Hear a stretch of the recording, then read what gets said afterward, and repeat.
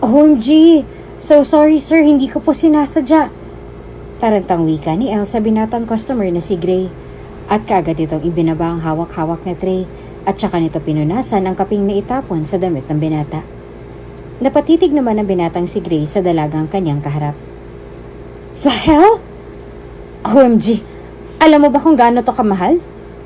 Wika ni Gray at napatayo pa ito. Napatulala naman si El sa naging reaksyon ng binata. Hindi niya malaman kung galit nga ba ito dahil sa kanyang nagawa dahil ilang minuto pa ito bago tuluyang nag-react sa kanyang nagawa. Sorry po sir, hindi ko po talaga sinasadya. Lilinisin ko na lang po at saka please wag na po kayo magalit dahil hindi ko naman po talaga yung sinasadya. Wika ni El kay Gray at bigla namang ngumiti ang binatang si Gray. Really? Fine. Mabilis naman akong kausap. Give me your ID. Tura ni Gray at napatulala naman si El at napakunot ang kanyang noo. Para saan po? Kung bago ka pa lang sa channel na ito, Ate Jane TV, huwag kalimutang pindutin ang notification bell and subscribe button. Sana po hindi naman malaking abala sa inyo ang pagpindot ng subscribe button dahil ang kapalit po nito ay ang pagsuporta para makapag-produce ng mga libreng stories sa mga channels ni Ate Jane. Maraming salamat!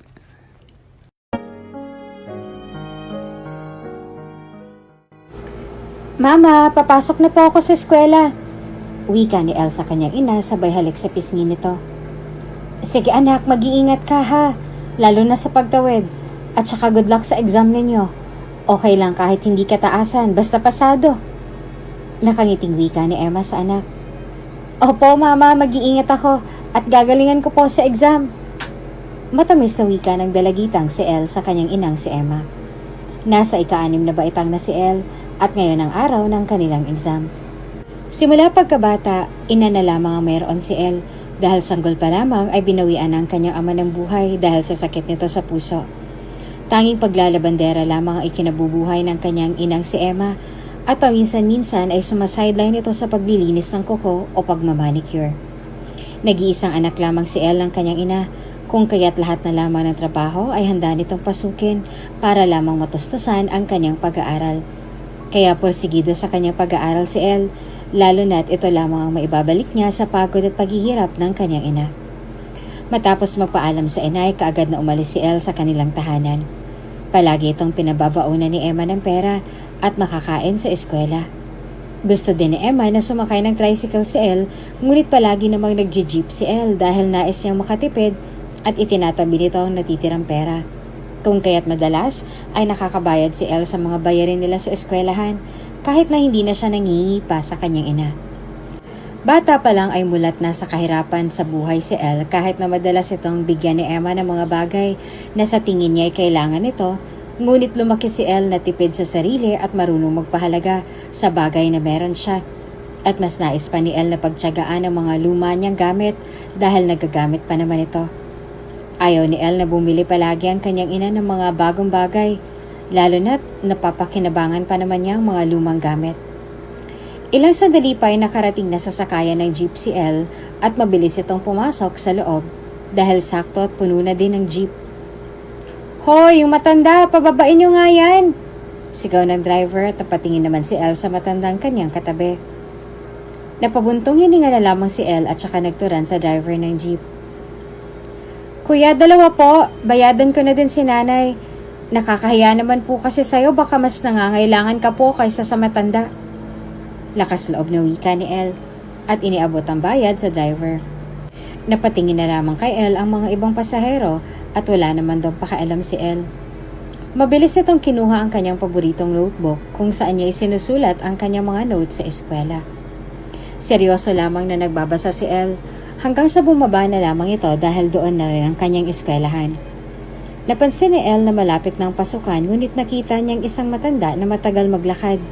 Sinabayan ito ni El kahit na maaari siyang mahuli sa klase. Nang makarating sa gate ng kanilang eskwela ay doon ako maripas ang takbo si El papasok sa kanyang silid. At mabuti na lamang ay wala pang kanilang guro. El, nakapag-review ka ba? Tanong ni Cassie kay El, ang kaibigan nito. Oo naman. Alam mo ba kanina sa jeep, yung driver, Pinapababa naman yung matanda.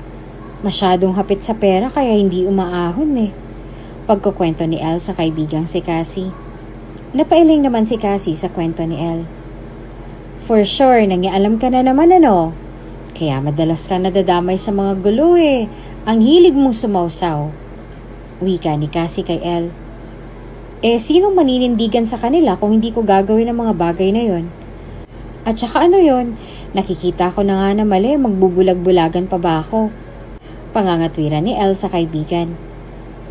Mahirap kasi mangialam, Elle. Ikaw din mapapahamak sa dulo. Sinasabihan lang kita kasi kaibigan kita eh. Huwag mo na hintayin pa na mapahamak ka bago ka madala. Wika ni Cassie kay Elle. Napailing naman si Elle at saka napabuntong hininga. Alam mo kasi, hindi ako yung tipo ng basta-basta lang nangingialam. Alam ko naman kung hanggang saan lang ako. Alam ko naman yung limit ko, no? Hindi naman ako yung tipong pakialamera tapos takot naman sa dulo. Nangingialam ako sa bagay na alam kong masama. Tsaka ayoko din naman ng gulo. Sino ba naman ang gusto ng gulo, diba? Wala. Sadyang naninindigan lang ako sa mga bagay na alam kong hindi kaya ng iba. Wala din akong gusot na pinapasok na hindi ko kayang labasan. Paliwanag ni Elle at napakamot na lamang sa kanyang ulo si Cassie. Oo na, kailan ba ako nanalo sa'yo? Tama ka naman kasi. At saka saludo nga ako sa tapang mo para manandigan sa mga taong nangangailangan. Ako kasi takot ako sa ganyan. Ayaw kasi nila mama at papa na nadadawit ako sa mga ganyang bagay. Wika ni Cassie. At doon ay dumating na ang kanilang guro. Kung kaya't mabilis na bumalik sa kanyang pwesto si Cassie. Nag-umpisa ng exam ng mga ito. At alam ni Elle na sa puntong yon ay papasa siya. Lalo na't kita niya na nabasa niya ang mga tanong na maayos at sinagutan niya ng maayos at pinagbulay-bulayan nito ang kanyang mga sagot bago inilagay sa kanyang sagutang papel. Makalipas ang ilang oras ay natapos din ang exam nila Elle at bawat isa sa kanila ay kabado. I will discuss your scores tomorrow everyone and please prepare yourself dahil may espesyal na gagawin ang bawat babagsak. Wika ng guro at napatango naman ng mga ito. Paglabas ng guro ay kaagad na napabuntong hininga ang mga estudyante. Grabe, ang hirap naman ng exam. Pagrereklamo ni Cassie sa kaibigan na si Elle. Mahirap sa taong hindi nagbabasa. Madali sa taong marunong umunawa. Sagot ni Elle at niligpit ang kanyang mga gamit. Teka, nadalian ka lang sa exam? Tanong ni Cassie kay Elle. Mahirap naman siya, challenging. Pero kung nag-review ka, nandun ang sagot. Wika ni Elle at kaagad na sinukbit ang kanyang bag. Aalis ka na agad? Takang tanong ni Cassie. Oo, bakit? Maikling tugon ni Elle. Dahil muna tayo sa bahay, birthday ni Mama. Wika ni Cassie at doon ay sumilay ang ngiti sa labi ni Elle. Talaga? Tara na, sakto nagugutom na ako. Ipag-sharon mo na din ako Biglang wika ni Elle at tila ba biglang nagbago ang mood nito. Sabi ko na nga ba gutom ka na kaya ka masungit? Naiiling na wika ni Cassie at umakbay sa kaibigan. Hindi kaya ako gutom. Kaninang umaga ko pa alam na birthday ni tita. Pero hindi mo man lang ako sinasabihan. Best friend tayo kaya dapat sa mga handaan at kainan ako ang dapat ang unang nakakaalam. Pabirong wika ni Elle at ngumisi pa sa kaibigan. Sabay na lumabas sa silid-aralan ng magkaibigan at nagtungo sa tahanan nila Cassie. Doon ay feel at home lamang si Elle dahil palagi na itong naroroon. At sanay na din ang mga magulang ni Cassie sa presensya ni Elle. Oh Elle, magbalot ka na dyan para sa mama mo. Nakita ko kanina tambak na naman ang labahan ng mama mo. Hindi ba siya napapagod doon? Mamaya makikita ko pa yun maglalako pa o kaya'y magmamanicure. Grabe ang sipag ng mama mo, no? Bakit ba ayaw na lang ng mama mo na mag-asawa na lang ulit para naman kahit papaano ay may katuwang siya sa buhay? Tura ng ina ni Cassie. Para saan po, tita? Pag-aasawa si mama tapos ano? Dagdag lang sa konsumisyon niya. Baka imbes na masaya kami ni mama na kami lang, magulo pa kapag nag-asawa siya. Baka mamaya, imbes na gumaan ang buhay namin ay lumala pa. Wika ni Elle at natahimik naman ang ina ni Cassie. Sabagay. Pero syempre iba pa din kapag may katuwang sa buhay. Wika pa nito. Hay nako tita, wag na lang po at baka makakuha pa si mama ng lalaking pukpukin yung disusi. Eh di naman si mama papatol sa matandang mabilis mamatay. At saka malaki na din naman po ako, makakatungtong lang ako sa tamang edad eh. Ako naman ang magtatrabaho para kay mama. Hindi naman pwedeng habang buhay siyang labandere. Mabuti na lang at sarili namin ang bahay. Hindi naman sakit sa isipan na magbabayad buwan-buwan. Buti na lang may napundar si Papa bago kami iniwan. Kaagad na wika ni El. Nailing na lamang ang ina ni Cassie sa kadaldala ni El. Hindi kasi ito nauubusan ng dahilan at isasagot sa kanya. Ay nako, sige na nga, kumain ka na nga lang dyan. Sige na, dito na muna ako at aasikasuhin ko pang ilang mga bisita. Ikaw talaga kang bata ka, hindi ka nauubusan ng dahilan. Naiiling na wika ng ina ni Cassie at napangiti naman si El. Sige po tita. At saka huhugasan ko na din po tong mga hugasin dito sa lababo mamaya. Nakabusangot na naman yung si Cassie panigurado. At saka para may ambag din po ako. Nakangising wika ni El at saka inayos ang mga pinggan at sinimulan niyong hugasan. Masipag, matalino at matyaga si El sa lahat ng bagay. Ayaw nito ang tatamad-tamad dahil para sa kanya, ang tamad ay maagang mawawala. Nasanay na ito nakapala ng kanyang muka dahil alam niyang iyon ay kailangan sa buhay. Oh, mag-iingat ka El ha, hindi na kita may ihahatid sa inyo kasi alam ko na kailangan ako dito nila mama at saka ikamusta mo na lang din ako kay tita. Wika ni Cassie kay El at matamis ng ngumiti. Tanging pagtango lamang na isagot ni El at tila ba nakaramdam ito ng kaba sa kanyang puso sa hindi niya malamang dahilan. Matapos na makapagpaalam ay kaagad na umuwi si El na may ngiti sa labi. Kahit na tila ba may kung anong bagay ay tila ba nakabara sa kanyang puso. Nakangiti pa si El pagpasok ng kanilang bahay habang bitbit ang mga pagkain para sa kanyang ina. Ngunit laking gulat ni El nang makita niya ang inang nakahandusay sa lapag. Mama, ano pong nangyari sa inyo? Natatarantang tanong ni El at nilapitan ang kanyang ina. Doon lamang nito napagtanto na wala nito ng malay. Kung kaya't kaagad na humingi ng tulong sa kapitbahay si El, na kaagad naman na tumulong ang mga ito. Kaagad na dinala sa ospital ang ina ni El na si Emma at labis ang kabang nadarama ni El sa puntong yon. Nakarating naman kay Cassie ang balitang yon, kung kaya't agad-agad itong nagtungo sa ospital upang samahan ang kaibigan at patatagin ang loob nito. El, ano nangyari? Bungad na tanong ni Cassie kay El at doon ay kaagad na napayakap si El sa kaibigan. Hindi ko din alam, Cassie. Pagdating ko ay wala nang malay si Mama. Nakahandusay na siya sa lapag. Sobrang natakot ako. Baka ano na nangyari kay Mama.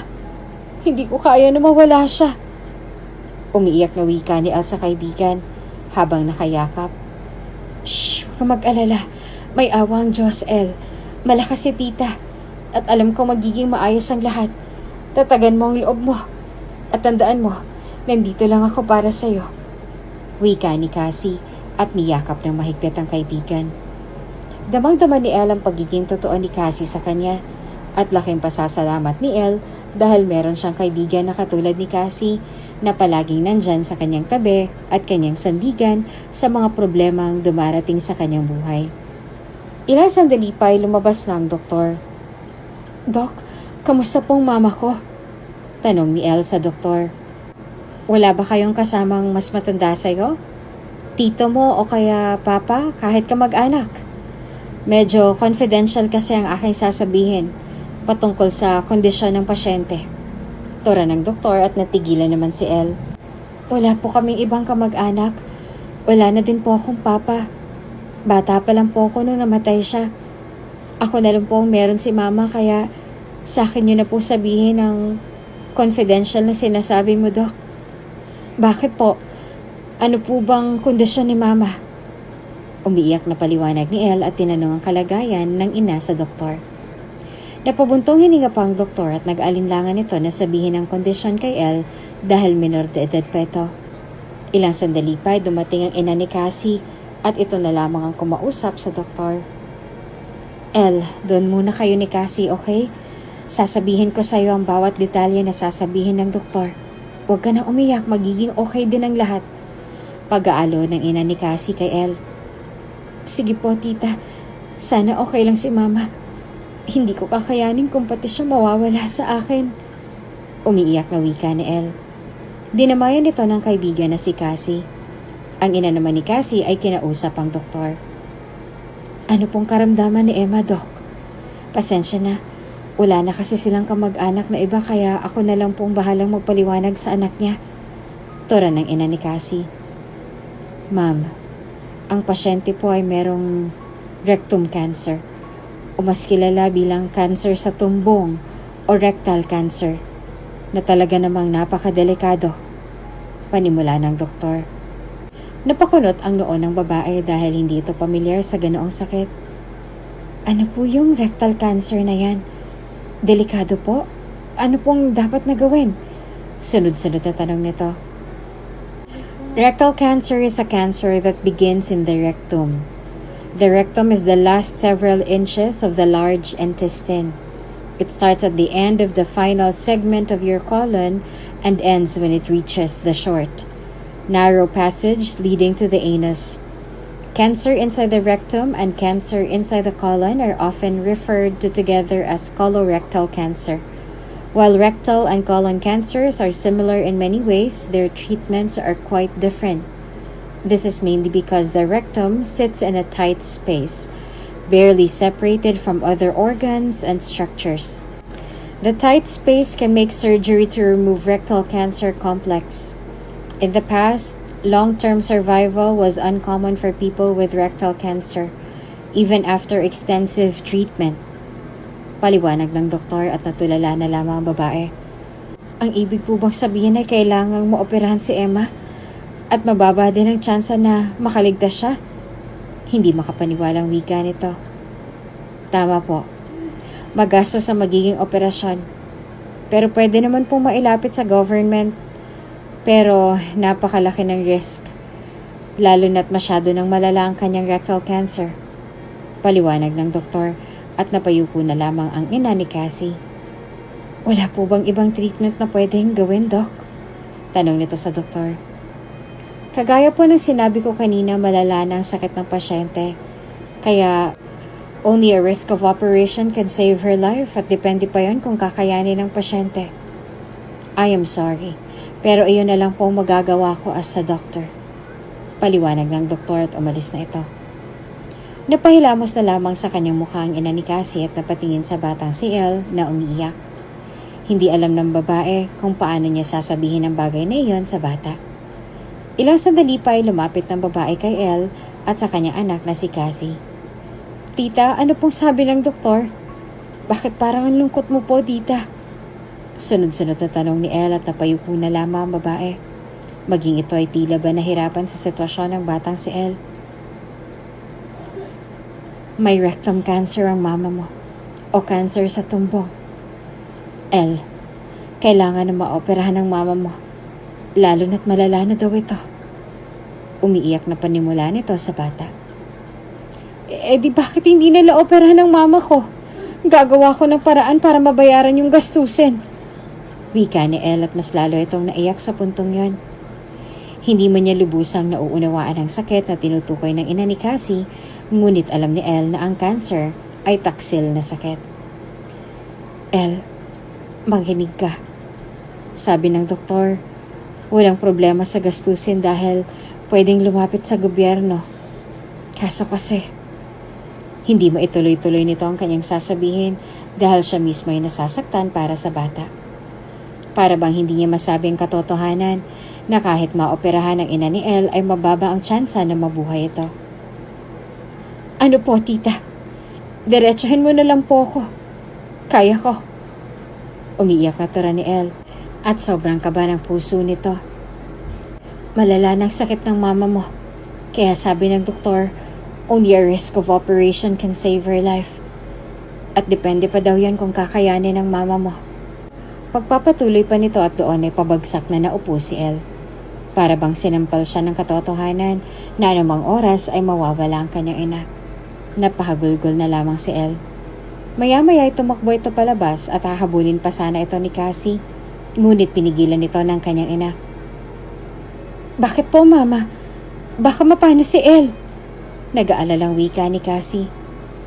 Kailangan niya ng space, anak, kaya hayaan mo na lang muna siyang makapag-isip.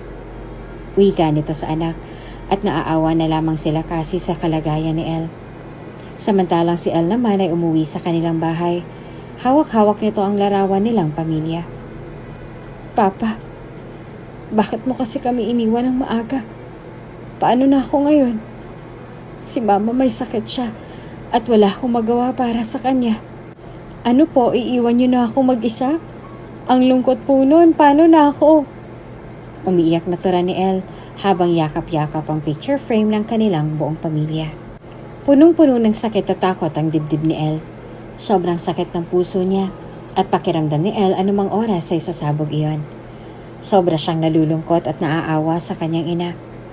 Matapos na maibuhos ang lahat ng sakit sa pamamagitan ng pag-iyak, kaagad na tumayo si Elle at naghilamos.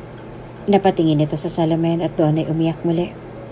Nang maayos ang sarili, bumalik sa ospital si Elle at isang balitang sumira sa kanyang buhay.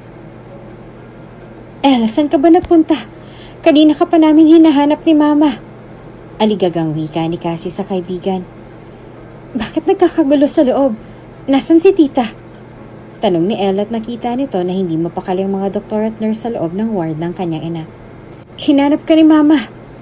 Wika ni Cassie at maging ito ay naiiyak na sa sitwasyon. Bakit ka umiiyak? At saka bakit nagkakagulo sila sa loob?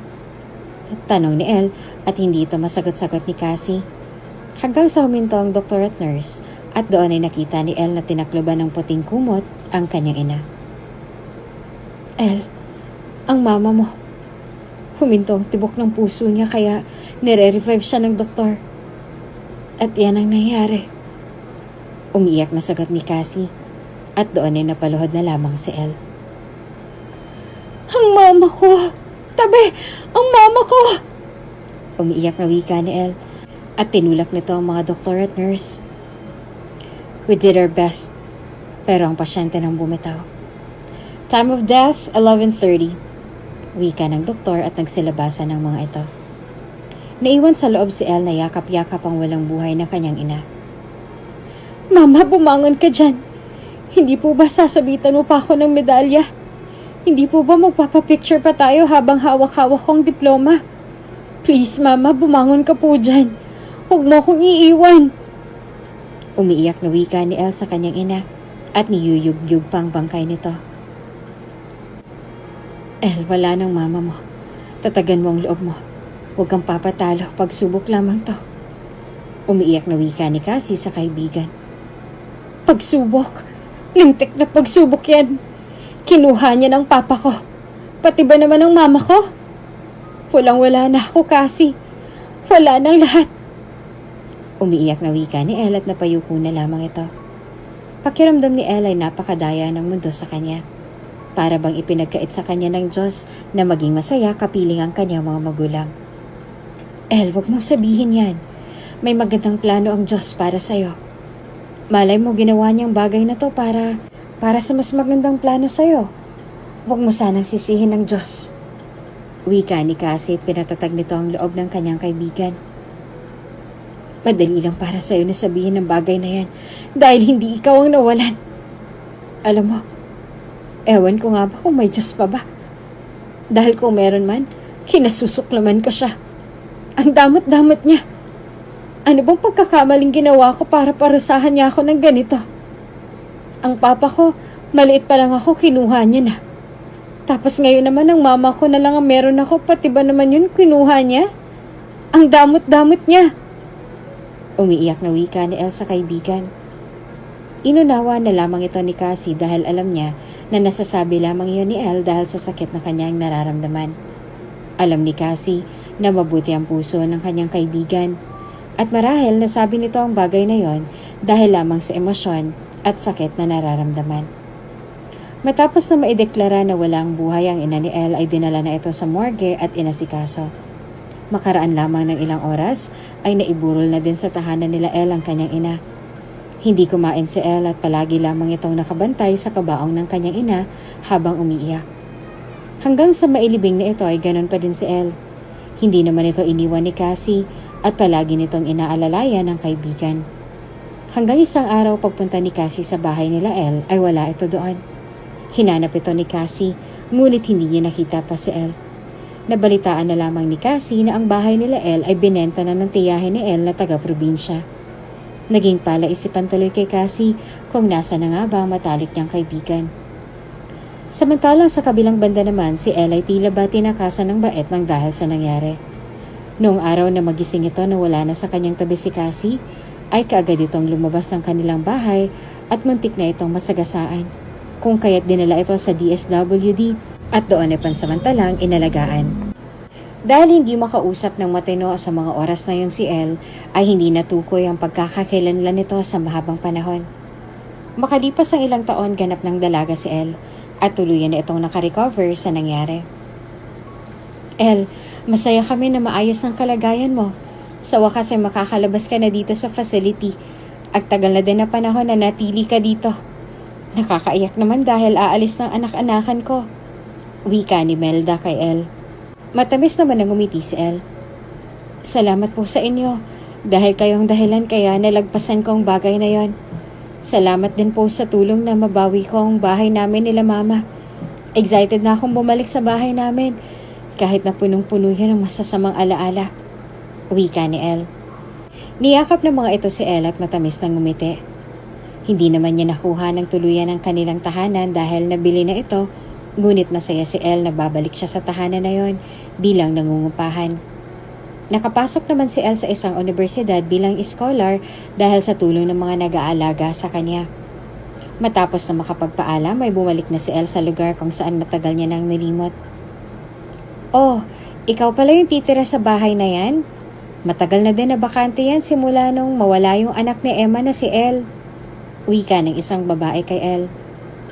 Matagal po? As in? Bakit po hindi pinapaupahan sa iba? Tanong ni Elle. Kasi nga, tingin ng iba, tinakasan na ng swerte ang bahay na yan. Bigla na lang kasing nawala yung batang si Elle. Buti naman at may titira na dyan. Wika ng babae at ngumiti naman kay Elle. Sa totoo lang po, ako po yung batang sinasabi mo. Ako po si Elle, yung batang nawala. Pakilala ni Elle sa babae. Napatulala naman ng babae at ilang sandali lang isang dalagita ang dumating. Hello, ikaw yung lilipat dyan? Ako nga pala si Cassie, best friend ng dating may-ari ng bahay na yan. Biglang wika ng dalagita at ito ay si Cassie. Napatulala naman si Elle at naluha ito nang makitang muli ang kanyang kaibigang matalik. Cassie, ikaw na ba yan? Ako to, si Elle. Wika ni Elle at hindi na nito napigilan pa ang kanyang sarili kung kaya't agad nitong niyakap ang kaibigan. Hindi naman makapaniwala si Cassie dahil matagal na panahon nang lumipas buhat ng mawalang matalik niyang kaibigan. Totoo ba? Ikaw si Elle? Teka, saan ka galing? Bakit ang tagal mong nawala? Sunod-sunod na tanong ni Cassie kay Elle. Pasok na muna tayo sa loob. Doon ka na lang ipapaliwanag sa'yo. Wika ni Elle at doon ay pumasok na sa loob ang magkaibigan. Pagpasok sa loob ay nunumbalik sa alaala ni Elle ang lahat ng memories nila ng kanyang ina at hindi maiwasan ni Elle na hindi malungkot sa mga alaalang nanumbalik sa kanyang isipan. So ano na? Kamusta ka naman, Elle? Alam mo ba na hinanap kita? Kami ni Mama. Pero hindi ka namin nahanap. San ka ba nagpunta tang tagal mong nawala? Ibinenta na tuloy ng tiyahin mo to. Wika ni Cassie. Nung mamatay si Mama, pakiramdam ko, wala na akong ganang mabuhay. Nawala ako sa sarili. Mabuti na lang ay napunta ako sa pangangalaga ng DSWD. Matagal din bago ako nakarecover. At ngayon na nasang tamang edad na ako, nagpasya na ako na mamuhay ng mag-isa. Tumayo sa sarili kong mga paa at bumalik ako dito sa bahay sa tulong ng mga DSWD at nung nag-alaga sa akin. Nasanlaan ko tong bahay namin at nakapasok din ako sa isang pampublikong paaralan para ipagpatuloy ang aking pag-aaral. Pagkukwento ni Elle sa kaibigan na si Cassie. Sobrang saya naman ang nararamdaman ni Cassie at Elle sa muli nilang pagkikita. Madami na din ang nagbago sa buhay ni Cassie dahil ngayon ay mayaman ang pamilya nito at malaki na rin ang pagbabago sa pagkatao nito. Naging maarte na ito, ngunit ang friendship na naputol ay nanumbalik pa din sa kanila. Ganun ba? Nga pala Elle, si Mama may bago na siyang asawa. Super bait niya at may-ari ng isang business. Super bait niya sa amin at mahal na mahal niya si Mama. Ang laki na nga ng pinagbago ng buhay namin eh. Sa totoo lang, hindi na kami dito nakatira sa lugar na to. Ang pangit kasi dito tapos low class ang mga nakatira. Doon na kami nakatira ngayon sa isang subdivision. Pero dumadaan lang ako dito to check this house. Gusto nga sana ni Mama na bilhin tong bahay nyo. Sabi ko naman, wag na lang kasi akala ko hindi ka na babalik. But I'm glad to see you again. Pagkukwento nito at napayuko na lamang si Elle. Pakiramdam ni Elle ay pinag-iwanan na siya ng panahon at ang laki na ng agwat ng kanilang buhay ni Cassie. Ganun ba? Salamat kasi may concern ka pa din sa akin kahit na ang tagal kong nawala. Wika ni Elle. Ngumiti naman si Cassie at niyakap ng mahigpit si Elle. I really missed you and I was so worried about you. Akala ko talaga wala ka na. Sinisi ko tuloy ang sarili ko kasi kung hindi kita iniwan that day, baka hindi ka nawala. I was so guilty for what happened and I'm so sorry, Elle. Naluluhang wika ni Cassie kay Elle. Ano ka ba, wala kang dapat ihingi ng tawad. Dahil wala ka namang kasalanan. Hindi mo naman ako obligasyon. Kaya wag mong sisihin ang sarili mo. Salamat sa pagiging totoong kaibigan mo sa akin Dapat nga akong humingi ng tawad sa'yo kasi umalis ako na wala man ng pasabi sa'yo. Umalis ako at pinag-aalala ka. Wika ni Elle at muling nagyakapan ng dalawa. Nagkwentuhan pa ang dalawa sa mga nangyari sa kanila sa mga nagdaang taon at labis na saya ang kanilang naramdaman. Ngunit pagkatapos ng araw na yon ay hindi na muling nagtungo si Cassie sa tahanan ni Elle dahil naging abala na ito sa kanyang eskwela at ganon din naman si Elle. Nagsimula na si Elle sa panibagong yugto ng kanyang buhay at madami man ang nangyari sa kanya sa nagdaang mga taon ay masaya si Elle dahil may mga taong kahit hindi niya kaano-ano ay tinulungan siyang muling makabangon. Iyon nga lang, darating talaga sa punto na kapag may dumarating na bago ay may nawawala din sa buhay mo. Dahil scholar naman si Elle sa kanyang pinapasukan na eskwelahan ay wala itong problema sa kanyang pag-aaral. Ang tanging isipin lamang ni Elle ay ang kanyang pang-araw-araw na pagkain at ang bayadin sa tubig at kuryente kung kaya't naghanap ng trabaho si Elle at kahit na maliit lamang ang kita.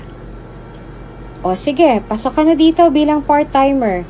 Ang gagawin mo lang ay magbebenta sa mga customer. At dahil estudyante ka, tuwing gabi ang duty mo dito sa convenience store. Maliwanag ba? Tanong ng may-ari kay Elle. Maliwanag po. Pangako pagbubutihin ko po ang aking trabaho. Huwag po kayo mag-alala. Masipag po ako at maaasahan. Wika ni Elle at matamis ang ngumiti sa may-ari ng convenience store. Laking pasasalamat ni Elle dahil nakapasok agad siya sa convenience store. At kahit na maliit lamang ang sahod niya ay masaya pa din si Elle. Sa umaga ay pumapasok sa eskwelahan si Elle. Samantalang sa gabi nagtatrabaho naman ito. Kinabukasan ay maaga pa lang ay gising na si Elle para pumasok sa eskwelahan. Matapos na maghanda ay pumasok na si Elle sa school at dahil baguhan lamang ay pinagtinginan nito ng mga estudyante. Sa mga oras na yon, itinatak ni Elle sa kanyang isipan na hindi siya makikipagkaibigan sa kahit sino man dahil ayaw na ni Elle na ma-attach sa isang tao katulad ng nangyari sa kanila ni Cassie. Pakiramdam ni Elle ay wala siyang karapatan para magkaroon ng malalapit na kaibigan. Pagpasok sa loob ng silid ay kaagad na napatingin ng mga estudyante kay Elle. OMG, are you new? Tanong ng babae kay Elle. Oo bago lang ako dito. Naiilang na wika ni Elle at napansin agad ng mga ito na tila ba ilag si Elle kung kaya't lumayo na lamang ang mga ito sa dalaga. Naging okay naman si Elle sa ganong sitwasyon at nagpatuloy sa kanyang buhay. Trabaho at aral lamang ang inatupag ni Elle sa buhay. Nasanay na lang din sa ganoong routine si Elle. Hanggang sa isang pangyayari ang nagpabago sa kanyang buhay. Ayoko na sa mundo. Gusto ko nang mamatay. Umiiyak na sigaw ng isang binata. Halata agad ni Elle na halos kaedaran lamang niya ito. Nung unay hindi iyon pinansin ni Elle, ngunit bigla na lamang nagtungong binata sa gitna ng kalsada. Doon ang laki ang mga mata ni Elle at hinablot ang binata. Hoy! Magpapakamatay ba kayo? Sigaw ng driver kila Elle. Pasensya na po, kuya. Wika ni Elle at humingi ng dispensa sa driver. Kaagad naman na napatingin ang binata kay Elle at saka nagturan. Bakit mo ginawa yun? Tila ba inis na tanong nito kay Elle.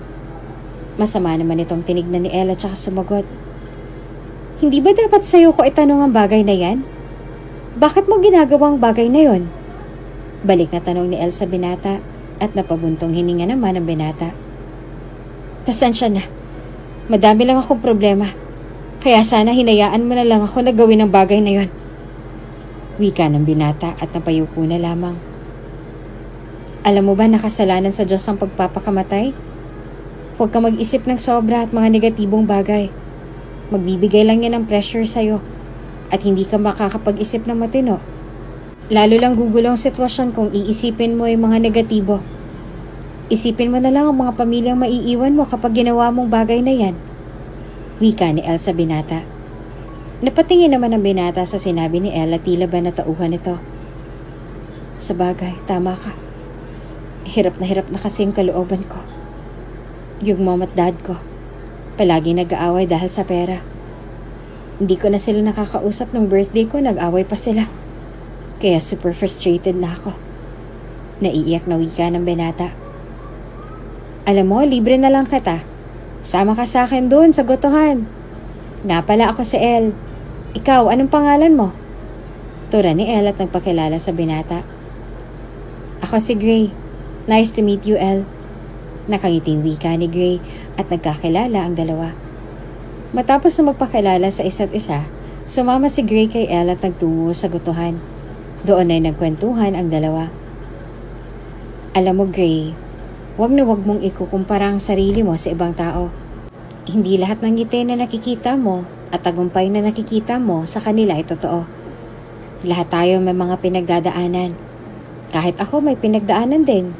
Sinisi ko pa nga ang Diyos sa lahat ng nangyari sa aking buhay pero napakabuti pa din ng Panginoon kasi hindi niya ako hinayaang mapahamak. May mga taong tumulong sa akin para bumangon muli at magpatuloy. Kaya ngayon, unti-unti akong bumabangon sa buhay. Kahit na mahirap pala maging mag-isa sa buhay. Lalo na kapag nasanay ka na may kasama ka. Pero patibayan at patatagan lang ng loob yan. Wika ni Elle at matamis ang umiti kay Gray. Ganyan ka ba talaga sa mga taong nakakasalamuha mo? Masyado ka mabait. Wika ni Gray kay Elle at napabuntong hininga na lamang si Elle. Hindi naman, sa'yo lang. Naaawa kasi ako sa'yo kanina. Parang nakita ko yung sarili ko sa'yo nung mga panahon na lugmok ako sa buhay. Pakiramdam ko ay pinagkaitan ako ng Diyos ng kasiyahan. Pero na-realize ko na mabuti ang Diyos kasi hindi niya ako pinabayaan. May maganda pa palang plano ang Diyos sa buhay ko. At ngayon ay bumabawi ako sa Kanya kaya ganito ako sa'yo. Wika ni Elle kay Gray at napatango naman si Gray. Nagkwentuhan pang dalawa pantungkol sa kanilang mga buhay hanggang sa dumating ang 6:00 ay nagpaalam na sa isa't isa ang dalawa. Nagpatuloy ang ugnayan ng dalawa hanggang sa naging malapit na sila sa isa't isa. Elle, tara na, date kita! Magiliw na wika ni Gray at kumaway pa kay Elle na may ngiti sa labi. Sus, bakit ka naman manlilibre? Nakangiting wika ni Elle na tila ba nangaasar pa kay Gray. Kasi naman, palagi na lang ikaw yung nanlilibre, nakakahiya naman. Wika ni Gray at ngumiti pa kay Elle. Ay sus, kamusta naman sa bahay niyo? Ayos na bang mga magulang mo? Tanong ni Elle sa kaibigan. Ayos naman na sa bahay. Kahit na minsan talaga hindi maiiwasan na nag-aaway sila mom at dad. Pero ngayon hindi na gaya ng dati.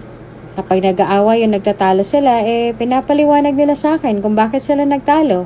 The best talagang payo mo. Wika ni Gray kay Elle at napangiti naman ang dalaga sa tinura ng kaibigan. Kung ganun, di magandang balita yan. Sabi ko naman sa'yo kailangan lang nakausapin mo sila at sabihin ang nararamdaman mo kasi hindi ka naman nila maiintindihan kapag hindi ka nagsalita. Huwag kang masyadong seryoso sa lahat ng bagay. May mga bagay at pangyayari na kailangan natin ng sense of humor. Matuto tayong makisama sa mga taong palangiti at nakakatawa. Malaking tulong kaya sila para maging positibo yung pananaw mo sa buhay. Tsaka mas magaan silang kasama. At siguradong mapapatawa at mapapangiti ka kahit na marami kang problema. Pwede ka ding manood ng mga nakakatuwang pelikula para malibang yung isipan mo. Makinig ng music na nakaka-relax sa puso tsaka sa isip. Lahat yan effective. Tsaka huwag mo masyadong seryosohin ang mga problema. Bahala ka, maaga kang magmumukhang matanda niyan. Paliwanag ni El at tumawa pa ito. Hay nako, nagawa mo pa talaga magbiro. Ano, libre ka ta? Tagay tayo sa inyo, minsan lang naman eh. Wika ni Gray kay El. May pasok pa ako sa trabaho, tangik. Wika ni El kay Gray at ngumisi naman si Gray. Pinaalam na kita sa boss mo. Kakamot-kamot na wika ni Gray kay El.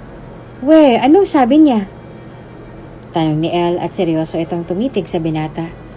Siyempre, nung una, ang dami niyang sinabi, pero nung sinabi ko ang pangalan ni Dad, ayun, pumayag. Nakangiting wika ni Gray na tila ba may pagmamalaki. Ay we, pumayag talaga siya? Baka mamaya mo lang yan. Wika ni El at tila ba hindi ito naniniwala sa kaibigan. Oo nga, gusto mo tanungin pa natin ngayon para maniwala ka. Kala mo naman niloloko ka. Hindi ko gagawin yon. Wika ni Gray at kunwari pa itong nagtatampo sa kaibigang si El. Hay nako, hindi na kailangan. Basta nagsasabi ka ng totoo Baka mamaya emerot mo lang yan. Nako talaga Gray. Kapag yan biro, hindi talaga kita mapapatawad. Kapag ako nawala ng trabaho, kailangan ko to kaya wag kang emerot dyan. Wika ni El at sa puntong yon ay sumeryoso naman si Gray.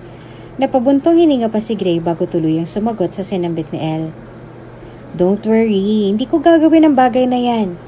Hindi ako gagawa ng bagay na makakasira sa ating dalawa sa pagkakaibigan natin. At saka hindi ko gagawin ang bagay na iniisip mo dahil alam ko kung gaano kahalagang trabaho mo sa'yo. At alam ko na dyan ka kumukuha ng pang-araw-araw mo na gastusin, kaya hindi ko sisirain yon. Ang tingin mo sa akin, baliw. Naku Ella, never akong gagawa ng bagay na alam ko makakasira sa friendship na mayroon tayo. Ikaw na nga lang nakakaintindi sa akin Sisirain ko pa ba? Pati ang tiwala mo? Wikang paliwanag ni Gray at ngumiti kay El. Okay, naniniwala na ako sa'yo. Sige, sa bahay na lang tayo. Bili ka na lang ng lulutuin, ako na magluluto para naman tipid. At saka GSM na lang inumin natin na may Sprite tsaka Gatorade na may candy.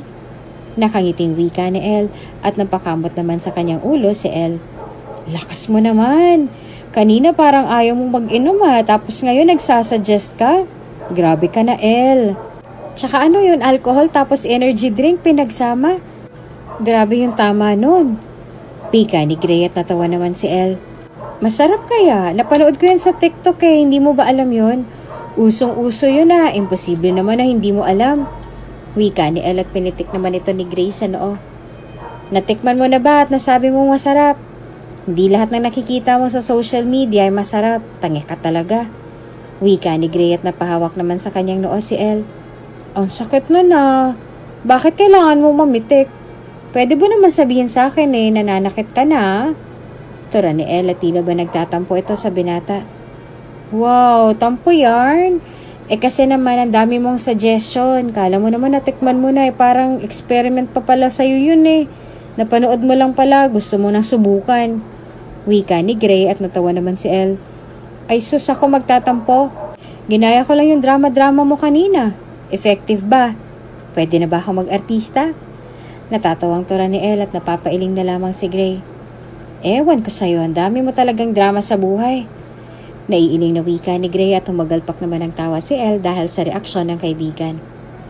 Matapos na magkulitan ay nagtungo na nga sa grocery ang magkaibigan at doon ay namili na ng kanilang lulutuin.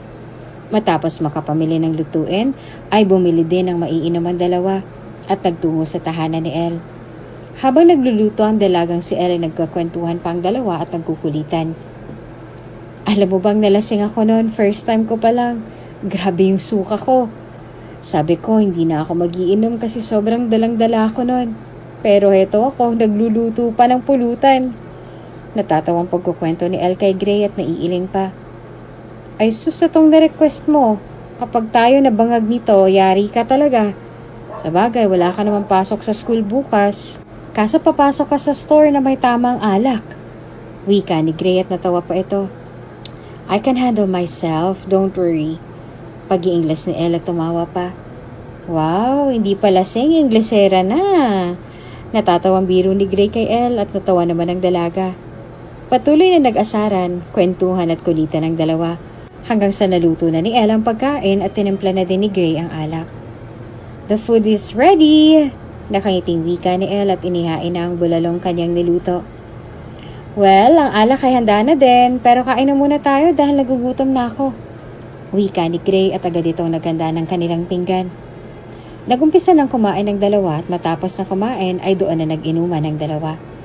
Ilang sandali lamang ay kapwa na may tama ng alak sila Elle at ang kanilang asaran ay napunta sa seryoso ang usapan.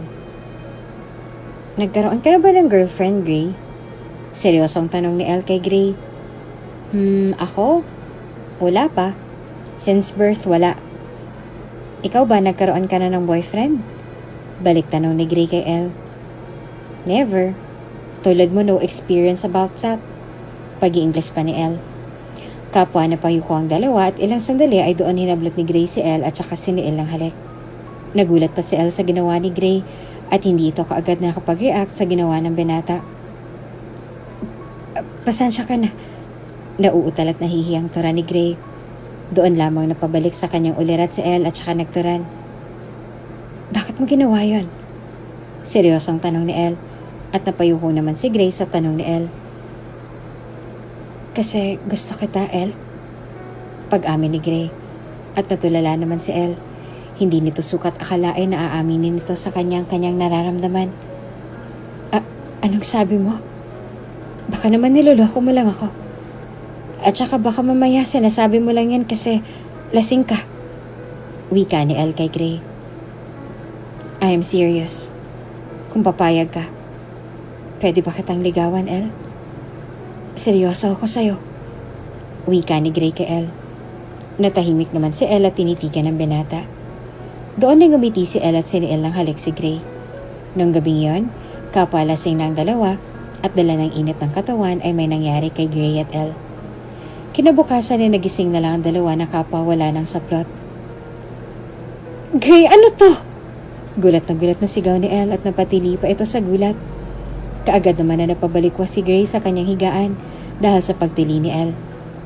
Bakit ka ba tumitili dyan ang aga-aga, Elle? Pagrereklamo ni Gray at hindi pa nito namamalayan ang nangyari sa kanila.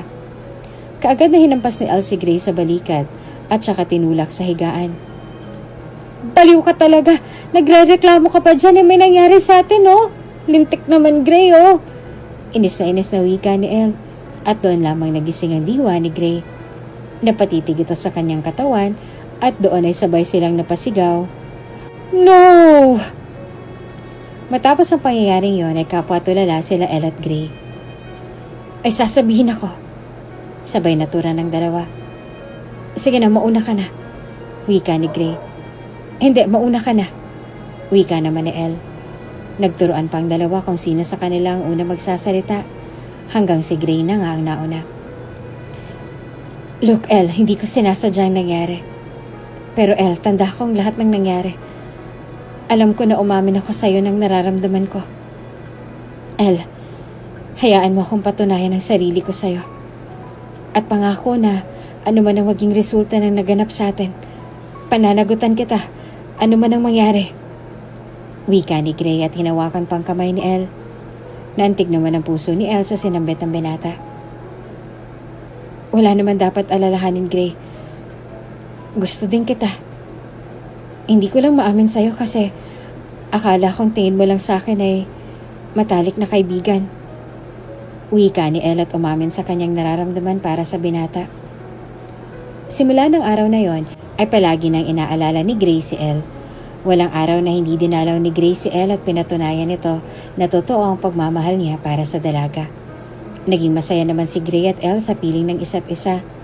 Ngunit darating talaga sa puntong susubukin ka ng tadhana. Habang pauwi na galing sa trabaho ay napadaan si Elle sa isang mamahaling restaurant at doon ay nakita niya si Cassie. Tatawagan sana ito ni Elle, ngunit nalaki ang mga mata ng dalaga nang makita kung sino ang kasama ng kanyang matalik na kaibigan. Oh babe, let's get inside na. Pabibing wika ni Cassie at yumupos pa ito sa braso ni Gray. Hindi makapaniwala si Elle sa kanya nakita dahil pakiramdam niya ay dinurog ang kanyang puso. Papasok na sana ang dalawa nang biglang napansin ni Cassie ang presensya ni Elle at mabilis itong lumapit sa kaibigan. Doon ay tila ba nakakita ng multo si Gray. El! Nauutal na tawag ni Gray kay El. Nanatiling kalmado si El at umakto na normal lamang ang lahat at saka ito matamis na ngumiti sa harapan ni Cassie. Cassie, kamusta? Tanong ni El sa kaibigan at matamis na ngumiti kahit na deep inside ay nasasaktan na ang dalagang si El. I'm good naman. Nga pala El, this is my boyfriend. His name is Gray.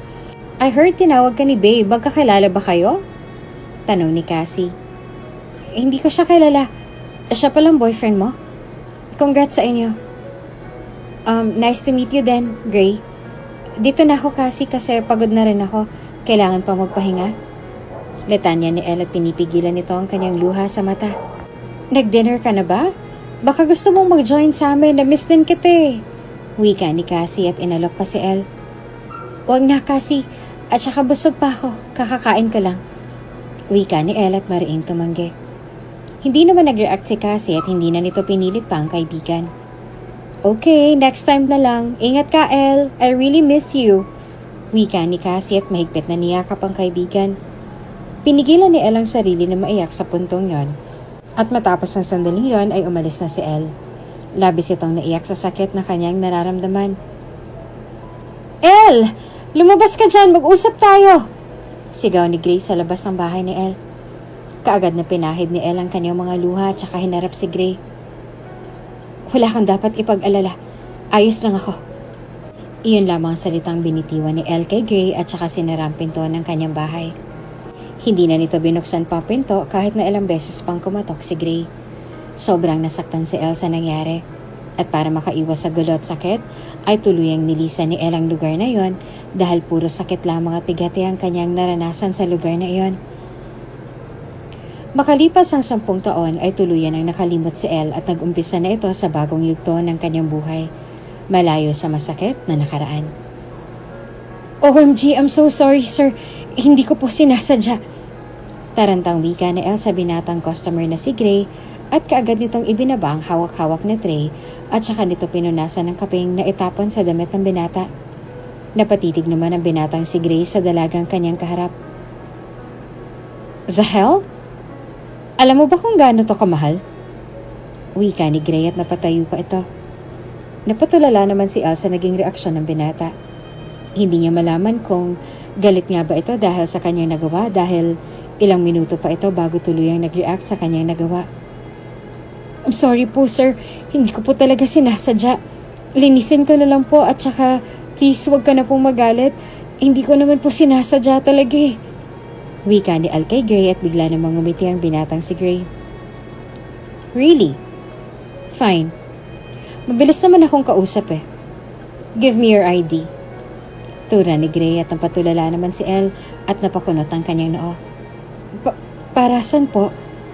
Nagugulahang tanong ng dalaga. 10 taon na nakakalipas at ang nakaraan ay tuluyan ang nilimot ni El sa kanyang alaala dahil sa sakit na kanyang naramdaman. I'm offering you to be my maid bilang kabayaran sa nagawa mo sa akin. Wika ni Gray. Si Gray ay unang kita pa lang sa dalagang si El ay nakilala niya na agad ito. Nagbago man ang panahon, ngunit mananatili sa kanyang alaala ang mukha ng dalaga.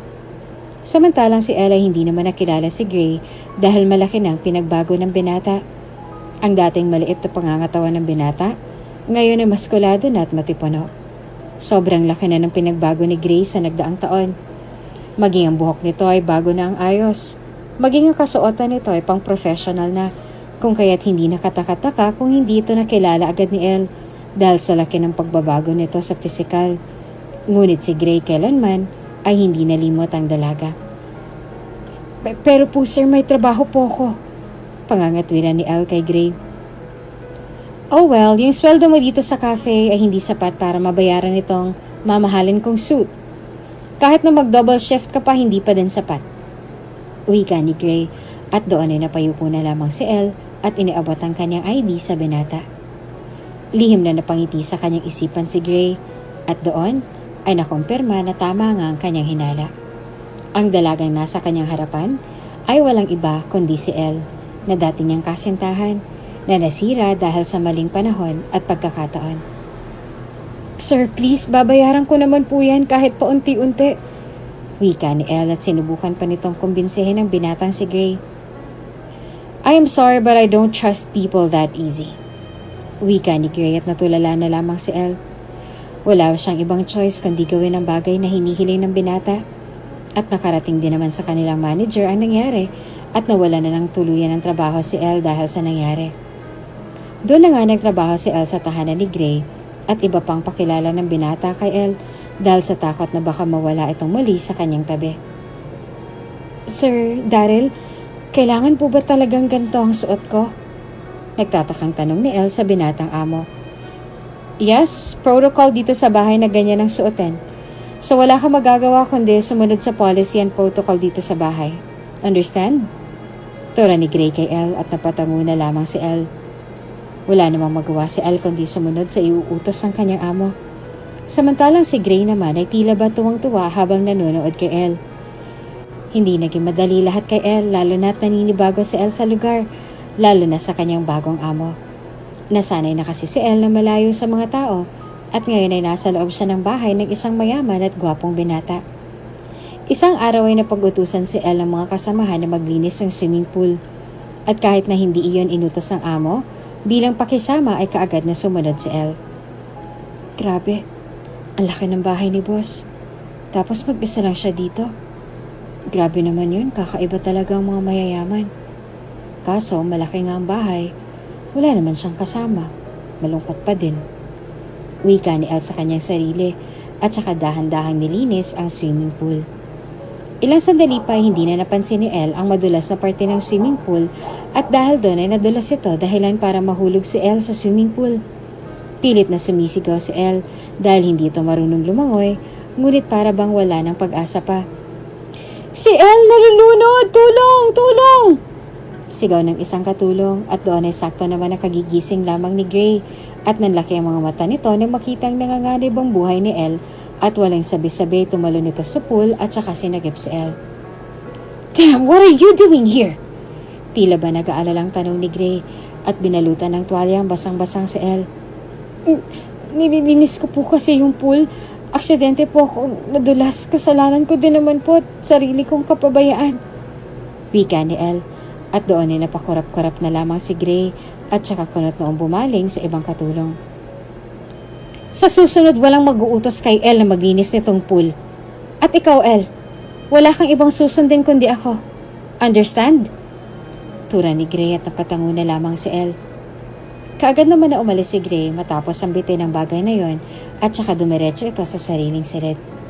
Samantalang si Elle naman ay nagtaka kung bakit ganoon na lamang ang reaksyon ni Gray sa nangyari. Pasensya na po. Pati tuloy kayo nadamay sa kapalpakan ko. Paghingi ni Elle ng pasensya sa mga kasamahan. Ayos lang yun, Elle. Di mo naman kasalanan yung nangyari. Sa susunod mag-iingat ka na lang para hindi na mauulit pa. Wika ng isa sa mga katulong at tinulungan nila na makatayo si Elle at ayusin ang kanyang sarili. Sa paglipas ng mga araw at linggo, habang nanatili si Elle sa tahanan ni Gray, ay unti-unti itong nasasanay at naging malapit na din ang dalaga sa kanyang mga kasamahan. Manang, dadalhin po ba ito sa room ni boss? Tanong ni Elle at itinuro ang agahan na nakahain sa kusina. Oo, nasanay kasi si sir na sa room niya nag-aagahan o kaya nagagabihan. Wala ka bang gagawin? Pasuyo naman oh. Wika ng matandang katulong kay Elle. Kaagad naman niyong kinuha ni Elle at nagtungo sa silid ni Gray. Nakailang katok pa si Elle, ngunit walang sumasagot kaya agad na pumasok si Elle sa pag-aakalang baka na paano nang masungit na amo. Kaya, bakit ka nakatopless? Impit na tili ni Elle at mabilis itong napatalikod. Kasi naman, bakit ka ba pumapasok sa room ko? Kumatok ka man lang sana bago ka pumasok. Ngayon parang kasalanan ko pa. Pakilapag na lang dyan sa kama yung food at pwede ka nang umalis. Tura ni Gray kay Elle at kaagad naman iyon sinunod ni Elle. Mabilis itong ibinaba ang tray ng pagkain at saka lumabas sa kwarto ng binatang amo. Paglabas ni Elle ay natatawang napailing si Gray at tila ba tuwang-tuwa pa ito sa nangyari. Samantalang si Elle naman ay napahawak sa kanyang dibdib dahil sa bilis ng tibok nun.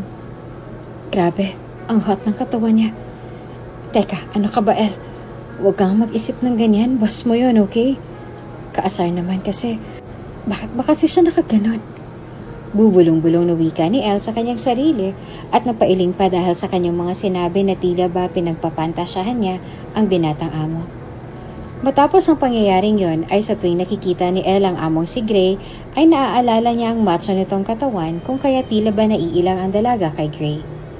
Isang araw habang nagdidilig ng halaman ay nakita ni Gray si Elle na masayang nakangiti at naisipan niya itong lokohin at gulatin.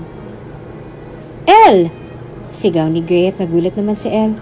Dahilan para mabasa nito ang binata ng hawak-hawak na hose. Naku naman sir, bakit ka ba sumisigaw? Nagulat tuloy ako. Pasensya na po. Tura ni Elle at bigla na lamang itong natulala nang tanggalin ni Gray ang kanyang t-shirt. Elle! Elle!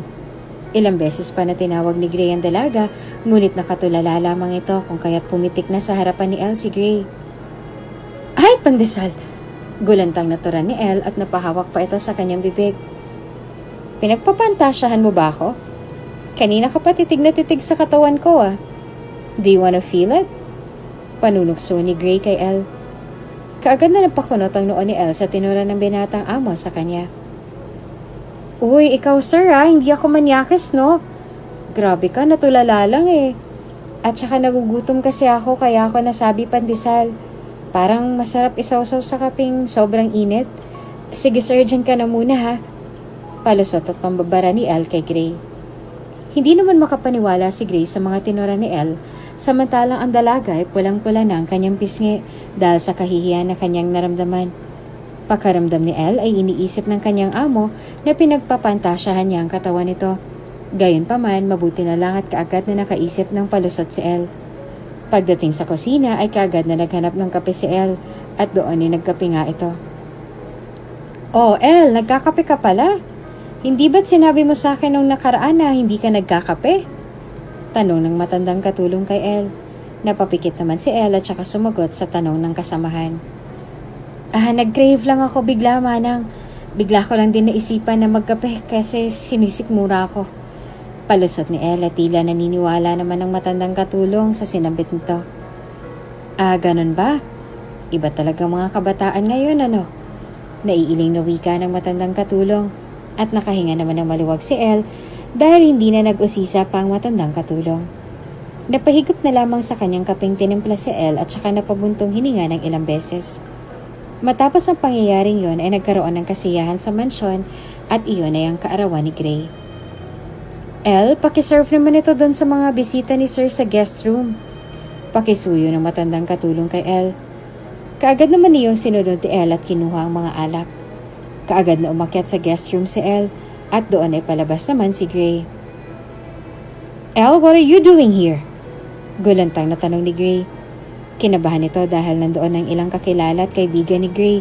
Kasama na din ang dapat na mapapangasawa na si Cassie na dating matalik na kaibigan ni Elle. Ano kasi sir, pinapahatid ni Manang? Drinks niyo daw po. Wika ni Elle at napakunot pa ang noon nito nang mapansin na tila ba ayaw siyang papasukin ng amo sa loob. Ako nang bahala dito. Anyway, you can go home. Nakalimutan ko na bigyan ka ng day off today. Sige na, makakauwi ka na. Get some rest. Biglang wika ni Gray. Nagtaka naman doon si Elle, ngunit masaya ito na magkaroon ng day off sa kanyang trabaho. Talaga sir? Salamat po. Magiliw na wika ni Elle at mabilis na bumaba upang magbihis at maganda sa pag-uwi. Hindi na nga nito hinintay pang sagot ni Gray dahil sa tuwang nararamdaman. Samantalang si Gray naman ay nakahinga ng maluwag dahil naiwas niya si Elle sa pangamba na maaaring makilala ni Elle si Cassie o kaya naman ay makilala ng mga ito ang dalaga at mahuli siya. Pakiramdam ni Gray ay hindi pa siya handa sa ganoong bagay. Kung kaya't hanggat maaari ay iiwas niya muna ang dalaga at maghihintay na lamang siya ng tamang panahon para maisagawa ang bagay na yon. Sa kabilang banda, kaagad na nagpalit si Elle ng kanyang damit at nagpaalam. Manang, dito na po muna ako. Ingat kayo dito. Nakangiting wika ni Elle at mabilis itong umalis. Pag uwi sa kanyang apartment ay napahiga na lamang sa pagod si Elle at kaagad na nakatulog. Kinabukasan ay maaga pa lang ay pumasok na si Elle at isinagawa na ang kanyang trabaho. Ang sigla mo ata ngayon, Elle. Anong meron? Huna ng matandang katulong kay Elle. Nakatulog po kasi ako ng maayos at nakapagpahinga po ang katawan ko. Kamusta po dito kahapon? Panigurado ang dami niyo pong ginawa. Pinauwi kasi ako ni Sir kahapon. Ewan ko nga ba, biglang bumait kahapon eh. Nakangiting pagkukwento ni El sa matanda. Baka naaawa sa'yo. Mukha ka kasing pagod na pagod kahapon. Dinaig mo pang walang tulog. Wika ng matanda at napahawak naman sa kanyang pisngi si El. Talaga po? Hala, baka kaya ako pinauwi ni Sir kahapon kasi baka isipin ng mga bisita niya kung gaano siya kasalbahe sa katulong niya. Sana pala hindi ako umuwi kahapon para nakaganti ako. Pero sa bagay, ayos na din yun. Nakangising wika ni El. May sinasabi ka, babae? Biglang tanong ni Gray kay El at doon ay nanlaki ang mga mata ni El. Ha? Ako may sinasabi? Nakawala po yun, sir. Sabi ko kasi magpapasalamat ako sa'yo kasi pinag-day off mo ko kahapon. Di nakapagpahinga ako. Thank you, sir. Nakangiting wika ni El at doon ay napatango naman si Gray. Pakilinis ng guest room, sobrang dumi. Wika ni Gray kay El at doon ay mabilis sa sumunod si El bago pa man makahalata si Gray. Pagdating sa guest room ay nanlaki mga mata ni El sa dami ng kalat. Putek, may galit talaga sa akin yung lalaking yun. Ang daming kalat, nakakaasar naman. Tapos hindi mo lang ako binigyan ng kasama. Napaghahalataan talaga. Kaya pala pinag-day off ako kahapon kasi gantong ipapagawa sa akin. Sinulit talaga no? Bubulong-bulong na wika ni El. Nakailang buntong hininga pa si El dahil sa dami ng kalat at inumpisahan na nito ang kanyang gagawin. Ilang oras din ang itinagal ni El sa paglilinis bago ito tuluyang natapos. Nang dahil sa pagod ay nakatulog na lamang si El sa sofa sa guest room at doon naman ay dumating si Gray at napangiti ito na makita ang dalagang mahimbing na natutulog. Napaka-inosente pa din ang mukha mo. Parang walang pagbabago. Ikaw pa din ang El na minahal ko nun. At mas minamahal ko ngayon. Sayang lang at parang binoon mo na ako sa limat. Ganun ba katindi ang sakit na naramdaman mo? Tura ni Grace na natutulog na si El. Sir? Nauutal na wika ni El at naalimpungatan ito. Nagulat naman si Grace sa biglang pagising ni El at kaagad itong umayos ang tayo at umiwas ang tingin sa dalaga. Ang lakas kasi ng hilik mo kaya gigisingin sana kita. Pero ayan, nagising ka na. Palusot ni Gray kay El. Napakunot naman ang noo ni El sa tinura ni Gray. Ako? Humihilik? Nagtatakag tanong ni El at tila ba hindi naniniwala sa tinura ng binata. Alangan naman ako, diba? Ikaw yung malakas humilik dyan. Akala mo aandar na barko nakanganga ka pa habang humihilik. Wika ni Gray at sa kanyang isipan ay natatawa na ito dahil sa reaksyon na ipinapakita ni El. Grabe, hindi naman ako humihilik. Pero siguro dahil sa pagod. Dapat kasi pinatulungan mo ako dito eh. Nakakapagod kaya maglinis ang kalat ng mga tropa mo. At saka excuse me, humihilik. Baka kamo may bala ka lang sa akin kaya ka ganyan. Masungit na wika ni El at nakapamewang pa ito. Napakurap-kurap na lamang si Grace sa inasta ng dalaga saka humalakhak ng pagkalakas-lakas. Alam mo, nakakatawa ka, El. Sana pala kinuhaan kita ng video para nakita mo kung gaano ka kapangit habang natutulog. Gusto mo ba gayahin pa kita kung paano ka humilik with matching laway-laway pa? Panulod yung wika ni Gray at napakunot naman ang noo ni El. Che, puro kakalokohan, sir. Alam mo kasi sa susunod, mas gusto ko na lang na nandito kaysa binibigyan mo ako ng day off. Sinusulit mo naman kinabukasan. Napapaghalataan ka no, sir? Ganun ba talaga kahalaga sa'yo yung damit na yon para pahirapan ako? Kunot noong wika ni El at natahimik naman si Grace sa tinura ng dalaga. Ako, galit? Hindi Nakakatuwa ka kasing mainis at saka malinis ang kilos mo kaya ikaw ang pinapagawa ko. Hindi ko naman sukat akalain na napapagod ka na pala. Wika ni Gray at tila ba nakukonsensya na ito sa kanyang ginagawa sa dalagang si El. Gayunpaman hindi nagpapahalata si Gray sa dalaga dahil alam ni Gray na kapag nabukos siya ng dalaga ay lalayo na naman ito sa kanya at mawawala na naman sa kanyang tabi. Lubos na nalungkot noon si Gray sa paglalayo ni El. Lalo na tang kanilang paghiwalay ay biglaan lamang at hindi man lang sila nakapag-usap ng maayos ni El. Ngayon na muling nag-cruise ang kanilang mga landas, ay tila ba ayaw na ni Gray na muling mawala sa kanyang tabi ang dalaga, kahit pa na hindi siya nito nakilala at nagpapanggap lamang siya bilang ibang tao. Nagpatuloy lamang ang dalawa sa ganoong pakikitungo sa isa't isa. Nasanay na si Elle sa pagiging cold, mean, at minsan naman ay makulit ito at nakikipag-asaran kay Elle. Sa paglipas ng mga araw, unti-unting napapansin ni Elle ang pagbabago ng pakikitungo sa kanya ni Gray. "Sir, nandito na po ang almusal mo para sa umagang to." Wika ni Elle at hinintay ang sagot ni Gray. "Okay, pasok." Wika ng binata at kaagad na pumasok si Elle. Doon ay nakita nito na nakahiga ang binatang amo. "May sakit ka ba, sir?" "Balot na balot ka po ah. Tsaka parang ang taas ng heater nitong kwarto mo." Puna ni Elle at napansin nito ang kakaiba sa kanyang amo. Nilalamig ako kaya nilakasan ko. Medyo masamang pakiramdam ko kaya ako nakabalot. Pakiiwan na lang ng pagkain ko. Mamaya ako nakakainin yan." Wika ni Gray, ngunit mariing umiling si Elle. "Adjust ko lang po tong aircon nyo ha. Huwag po niyong ibalot ang sarili mo sa kumot dahil masama yon. Teka, bababa lang ako. Hintayin mo po ako dito."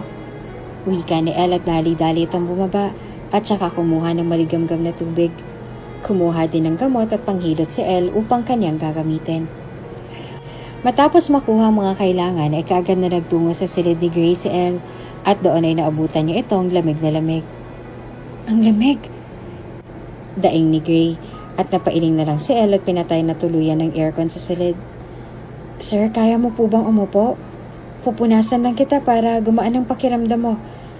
At saka lalagyan kita nitong langis pang masahe para umayos-ayos ang pakiramdam mo." Tura ni Elle kay Gray at inilalayan nito na makabangon ng amo. "Para saan tong tubig?" tanong ni Gray at napakahina lamang ng boses nito. "Para bumaba ang lagnat mo, sir. Ang init mo kasi, sobra." "Sige na, pakihubad na lang ng damit mo, sir. Huwag ka mag-alala, hindi kita bobosohan."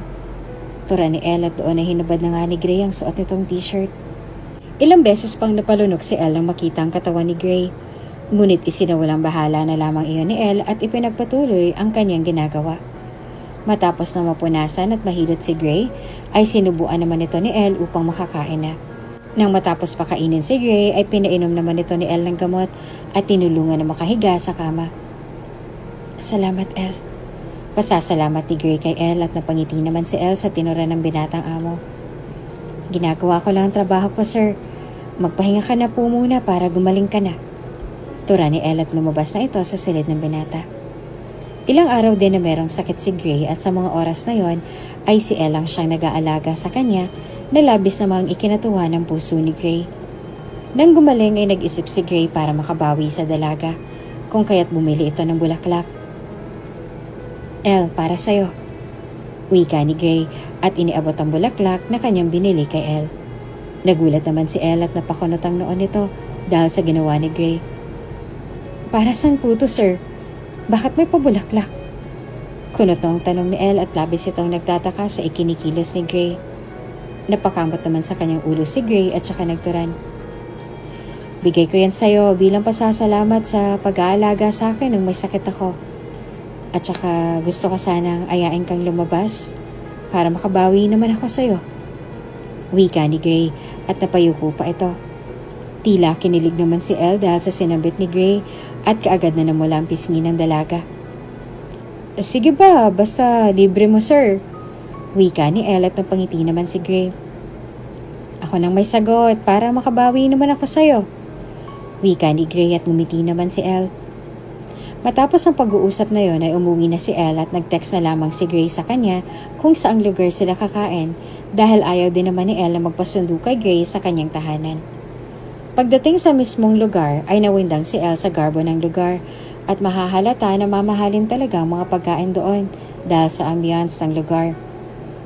"Pasensya na, sir ha, ang traffic kasi kaya natagalan ako. Kanina ka pa po ba dito?" Dire-diretsang wika ni Elle. "Kararating ko lang din, maupo ka na." Wika ni Gray at tila ba nawala ang dila ni Gray nang makita si Elle dahil nakaayos ito at nakasuot ng pulang bestida. "Ayos lang ba, sir, yung suot kong damit? Wala kasi ako maisip na isuot kaya nagdress na lang ako. Hindi po ba pangit? Sunod-sunod na tanong ni Elle kay Gray. Seryosong tumingin naman si Gray kay Elle at saka nagturan. Ayos naman, formal naman yung suot mo. Sige na, mag-order ka na ng gusto mo. Turan ni Gray at hindi niya alam kung ano nga bang isasagot niya sa tanong ng dalagang si Elle. Tumango lamang si Elle at saka nito binuklat ang menu ng restaurant at doon ay tila ba nalula si Elle sa mahal ng presyo ng mga pagkain. May ginto ba yung pagkain nila dito? Biglang tara ni Elle at napatingin naman sa kanya si Gray. Paano mo naman nasabi? Takang tanong ni Gray at doon ay napakamot sa kanyang ulo si Elle. Kasi ang mahal ng mga bilihin dito oh. Diyos ko, yung 2 order dito wanto sawa ko na dun sa karinderya ni Manang Suling. At saka yung presyo nila dito, aba, pangbayad ko na lang renta ng bahay, sir. Hindi naman ako maarte kahit sa iba na lang tayo kumain. Kahit sa turo-turo na lang, mas okay pa dun. Bulong na wika ni Elle at doon ay natawa naman si Gray. It's okay, Elle. Ako naman ang magbabayad. Don't worry, masarap naman ang pagkain dito. Kahit mahal. Wika ni Gray at napabuntong hininga naman si Elle. Sa bagay, pero sayang pa din. Kahit anong sarap ng pagkain sa kubeta din ang tuloy. Dagdag pa na bulong ni Elle at napailing na lamang si Gray. Sa isip-isip ni Gray ay hindi pa din nagbabago si Elle dahil tulad ng dati ay mas nais pa din ito ang simple at mas tipid na bagay. Nang maka-order na ng pagkain ay tila ba nag-aalinlangan pa na kumain si Elle dahil sa panghihinayang. Just eat, masarap yan. Wika ni Gray at napabuntong hininga na lamang si Elle. Doon ay nag-umpisa ng kumain ng dalawa at naging tahimik lamang sila. Matapos sa kumain ay lumabas na ang dalawa sa restaurant at doon ay dinala naman ni Gray si Elle sa isang overlooking na place. Ang ganda naman dito. In fairness, ang lamig ng simoy ng hangin dito. Wika ni Elle at pumikit-pikit pa ito para damhin ang simoy ng hangin. Doon ay nagsalita si Gray. Elle, naranasan mo na bang magmahal? Tanong ni Gray kahit na alam niya naman ang magiging sagot ng dalaga. Napamulat naman ang kanyang mga mata si Elle at saka nagturan. Oo naman. Pero nakakatakot magmahal. Nakakapagod tapos masakit. Wika ni Elle at doon ay naging seryosong usapan ng dalawa. Bakit naman nakakatakot? Sabi nga nila, di ba masarap daw magmahal? Turan ni Gray at doon ay seryosong sumagot si Elle. Sa umpisa lang yan masaya. Pero sa katagalan, masakit. Lalo na kung hindi ikaw ang pinili. Bakit, sir? Ikaw ba naranasan mo na bang umibig? Balik tanong ni Elle kay Gray. Napabuntong hininga naman si Gray bago tuluyang sumagot. Lahat naman siguro tayo naranasan ng magmahal. Tapos nasaktan. Dinanas ko na din yan. Yan nga lang, akong dahilan kaya ako nasaktan. Naipit lang kasi ako sa sitwasyon. Panimulang pagkukwento pa ni Gray at tila ba napukaw niyang pansin ni Elle. Ikaw ang dahilan? Bakit? Takang tanong ni Elle at seryoso itong nakinig kay Gray. Masyado pa kasi akong bata that time. Palamunin pa ng magulang, ganun. Na-inlove ako sa isang dalaga. We both love each other. Pero nasaktan ko siya. She thought I cheated on her. Pero ang totoo, siya lang talaga ang mahal ko. Walang iba. Pagpapatuloy ni Gray. At sa puntong yon ay hindi na nito napigilan pa ang kanyang mga luha. Tila dama naman ni Elle ang sakit na nararamdaman ni Gray dahil muli niyang naalala ang masaklap na nakaraan. Alam mo sir, pareho tayo. Kaso, ako kasi ang pagkakamali ko. Hindi ko siya pinakinggan. Masakit kasi na makita yung lalaking mahal mo. Fiancé pala ng best friend mo. Hindi ko alam pero binaon ko na lamang lahat sa limot kasi sobrang sakit Ilang beses na akong naiwan at nawala ng mahal sa buhay.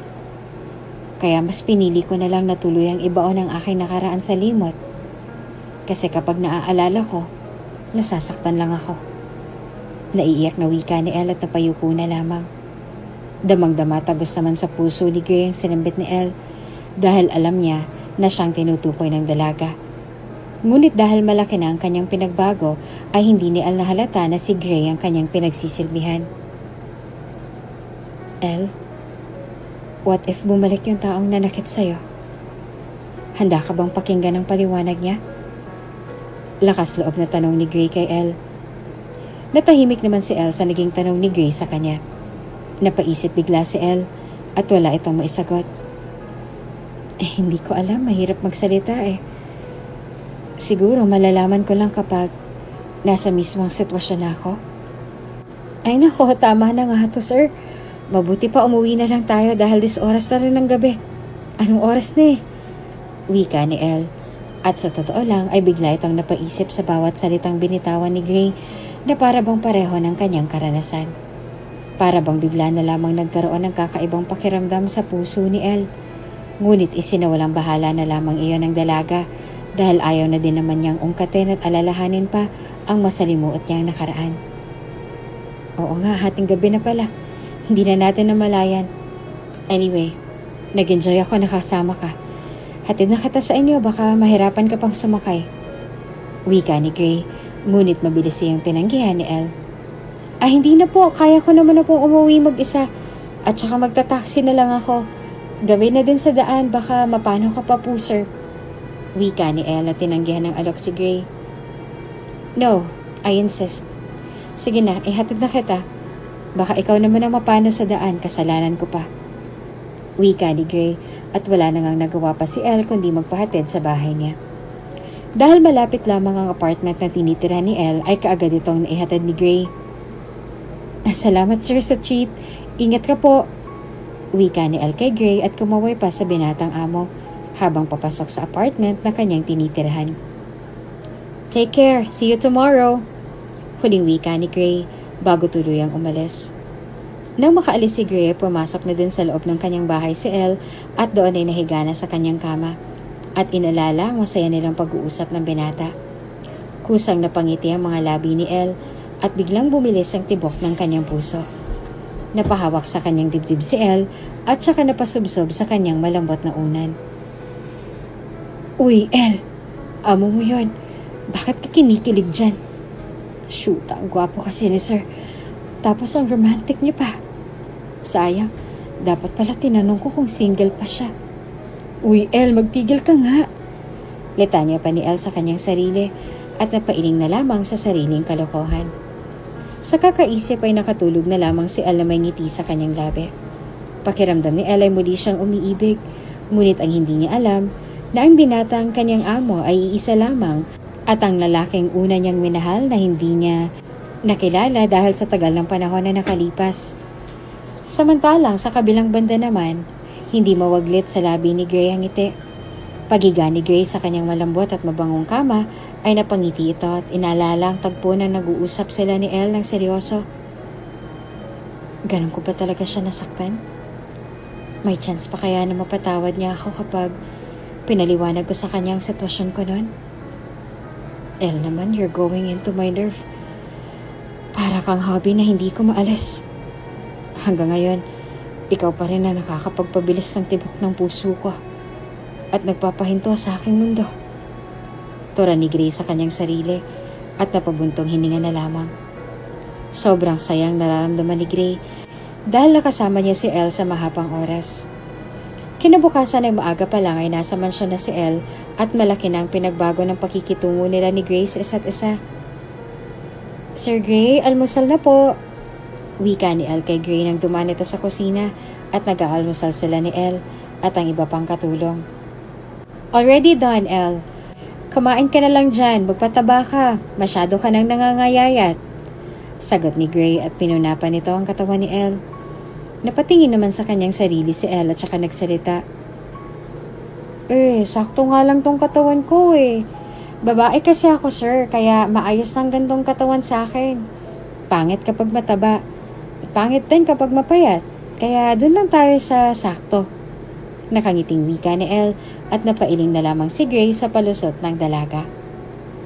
Try mong sabihin sa doktor yan, panigurado sermon ang abot mo. Wika ni Gray at naiiling na umalis sa kusina. Aba, himala.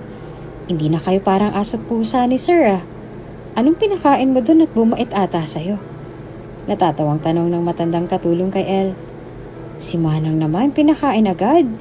Hindi ba pwedeng nasa mood lang yung tao? Masyado kang malisyoso.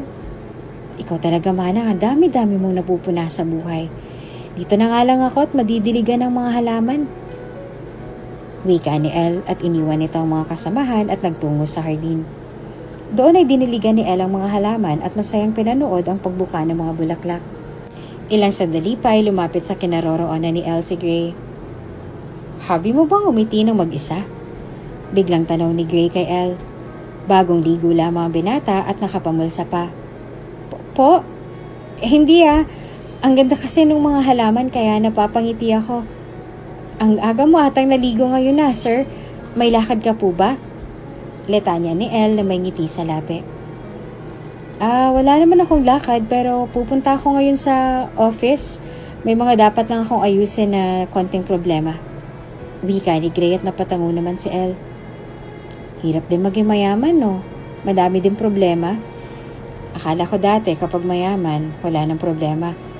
Ayun pala, meron din. Wika ni El at napangiti pa. Lahat naman ng tao may problema. Walang taong walang problema. Lahat meron. Siyempre, sabi ng iba, nobody's perfect. Kahit naman mayaman, may problema din. Kahit nga yung tambay, may problema din eh. Walang exception ng problema, no? Nasa tao lang kung paano yun i-handle. Wika ni Gray at napatango naman si El. Tama ka naman, sir eh. Lahat naman ng tao may problema. Sige sir, baka may gagawin ka po. May ipapagawa ka po ba sa akin? Tanong ni El at matamis pa ng umiti.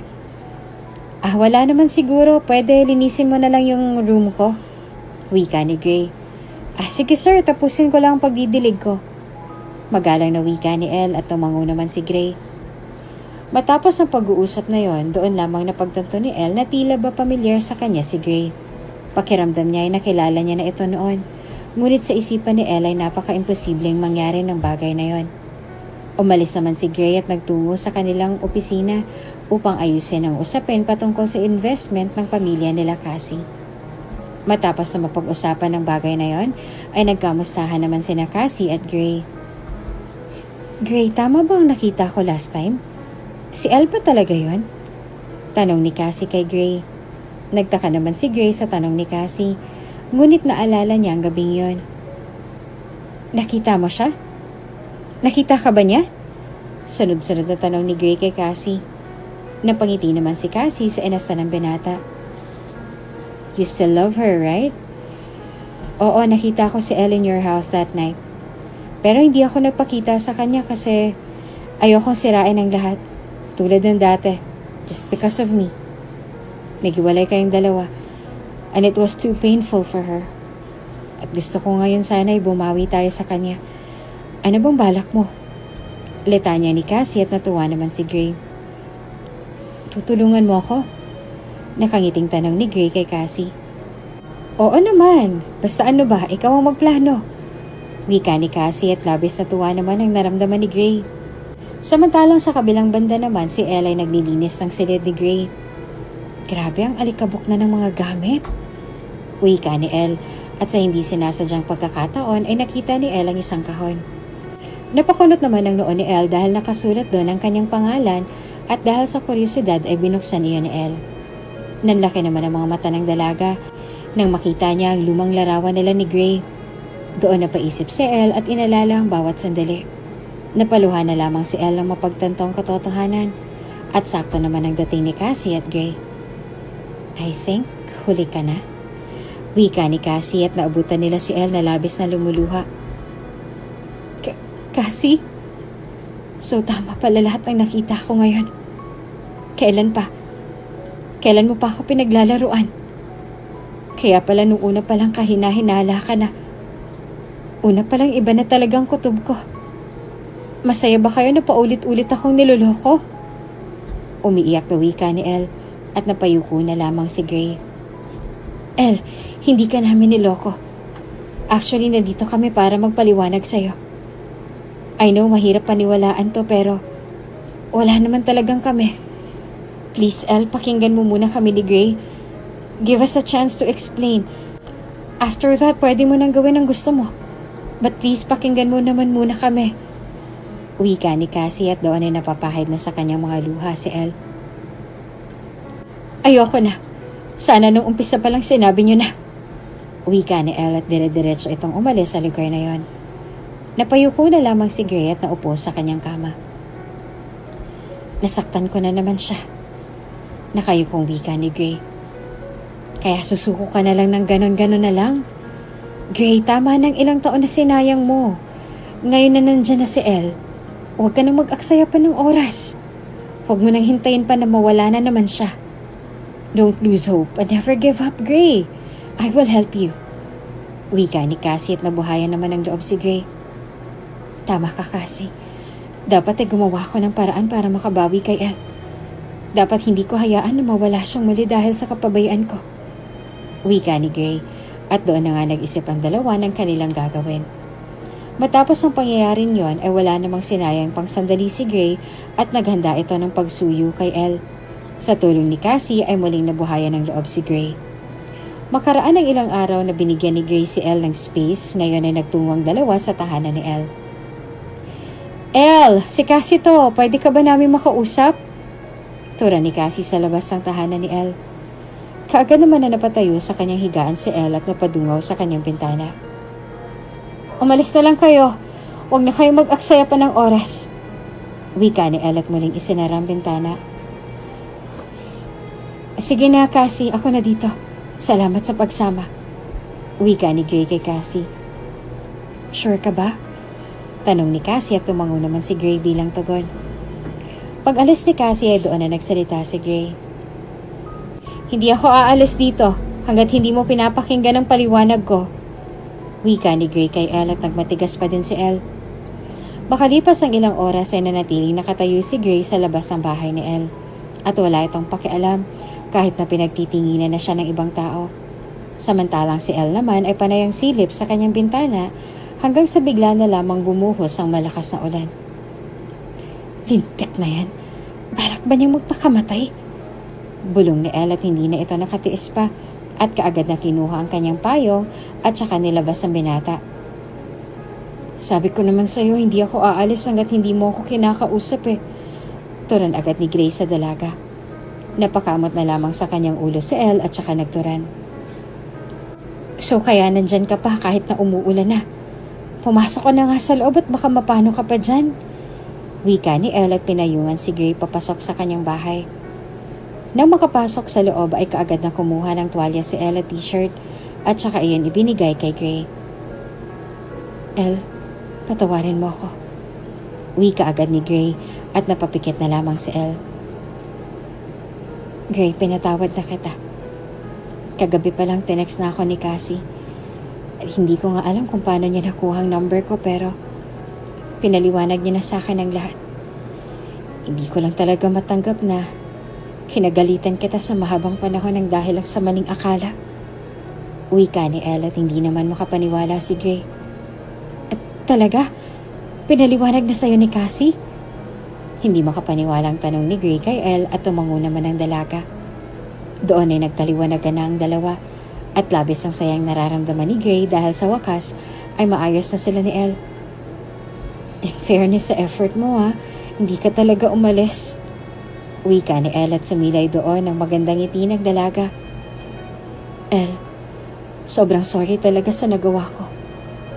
Oo, mali na naglihim ako sa'yo. Napangunahan kasi ako ng takot. Noong mga panahon na yon, wala pa akong lakas ng loob para hadlangan ang nais ng pamilya ko kaya sunod-sunuran ako sa lahat ng gusto nila. Kaya inilihim ko sa'yo ang patungkol kay Cassie. Kalaunan nalaman ni Cassie na ikaw ang nobya ko kaya siya na mismong gumawa ng paraan para maghiwalay kami. Para hindi na kailangan ng arranged marriage. Pero naduwag ako na harapin ka. Kaya ganitong nangyari. Tumagal na lamang. Paliwanag ni Gray at hinawakan naman ni Elle ang kamay ni Gray. Ayos na, nauunawaan ko na. Hindi lang naman ikaw ang nagkamali, ako din. Kasi hindi kita hinayaang magpaliwanag. Wika ni Elle at sa puntong yon ay nagkaayos na nga ang dalawa. Naliwanagan si Elle at pinatawad nila ang isa't isa. Sa paglipas ng mga araw ay muling niligawan ni Gray si Elle. Pinatunayan nito ang kanyang totoong nararamdaman sa dalaga. Paglipas ng mahigit 1 taon, ang matamis na oo na pinakahihintay ni Gray ay iginawad din sa kanya ni Elle. Lubos ang ligayang nararamdaman ng dalawa, sa bawat oras ay kanilang sinulit. Higit na natuwa sa relasyon ng dalawa ay si Cassie, na lahat ay ginawa magkaayos lamang ang dalawa. Kahit na nawala si Elle noon at nagbago ng estado ni Cassie, sa puso ng dalaga ay nanatili pa rin ang pagkakaibigan nila simula ng mga bata pa lamang sila. Naging masayang pagsasama ni Elle at Gray na sinubok man ng panahon. Sa huli, pag-ibig pa din ang nanaig.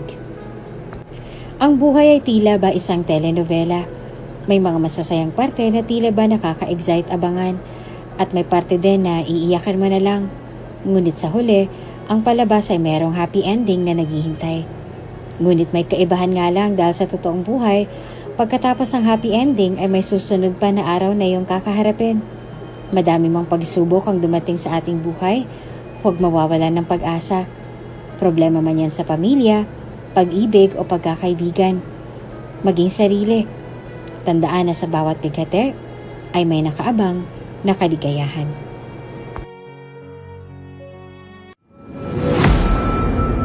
Kung bago ka pa lang sa channel na ito, Ate Jane TV, huwag kalimutang pindutin ang notification bell and subscribe button. Sana po hindi naman malaking abala sa inyo ang pagpindot ng subscribe button dahil ang kapalit po nito ay ang pagsuporta para makapag-produce ng mga libreng stories sa mga channels ni Ate Jane. Maraming salamat! OMG! So sorry sir, hindi ko po sinasadya.